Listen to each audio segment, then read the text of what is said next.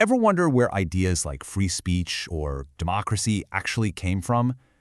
They weren't just there. They had to be thought up, and they had to be fought for. And they were in this massive intellectual movement that completely changed the game. It didn't just tweak history, it totally reshaped how we see the world. We're talking about the Age of Enlightenment. So let me ask you something right off the bat. What gives you the right to question authority? Seriously, to look at a rule, a law, a tradition, and just ask, why? Well, the answer to that question, it really starts with the story we're about to dive into. Okay, so to really get how big of a deal the Enlightenment was, you've got to understand what the world was like before it. And in a nutshell, it was a world ruled by kings. Yeah, the main system was something called absolutism. And it's pretty much what it sounds like. One person, the king or queen, had absolute power, all of it. And they'd often say their power came straight from God, the whole divine right thing. So what the king said went. Period. No questions asked. And this really nails the mindset back then. For most people, your life was totally mapped out by tradition and authority. You were just supposed to accept things because, well, that's how it's always been done, or because the church and the king told you so. The idea of thinking for yourself, of questioning the status quo, that just wasn't really a thing. But then, something started to shift.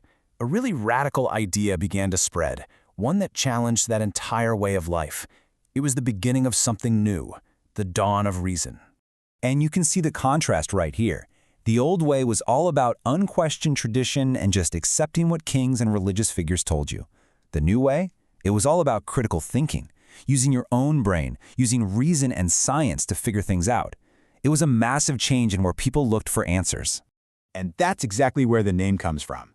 The whole goal was to use the light of reason and knowledge to chase away the darkness of just accepting things without question. They wanted to literally enlighten people's minds. And boom, you get the Age of Enlightenment.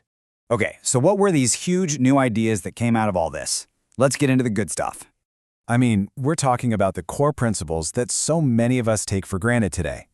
Things like freedom, equality, the idea that you have individual rights just because you're human, religious tolerance, and maybe the most shocking of all back then, that regular people should actually get to participate in their own government. And of course, there were some heavy hitters behind these ideas, the great thinkers of the day. You had John Locke, who came up with the idea of natural rights, that we're all born with rights to life, liberty, and property. Then there was Montesquieu, who said we should have a separation of powers so no one person or group gets too powerful. A direct shot at the kings, right?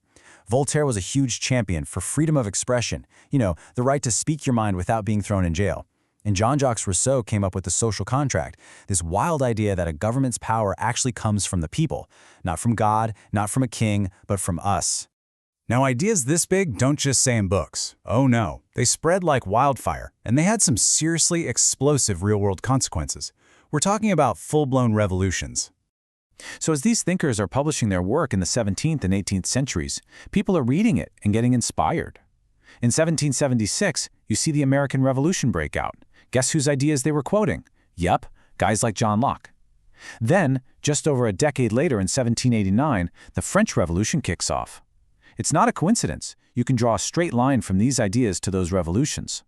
And let's be clear, these weren't just random riots. These revolutions had a very specific goal: to take those big Enlightenment ideas, freedom, equality, individual rights, and actually build a country based on them. It was a massive experiment.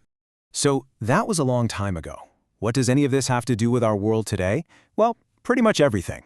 Seriously, the legacy of the Enlightenment is woven into the fabric of our lives. It's in our laws, our governments, and in that core belief that we as people have rights that can't be taken away.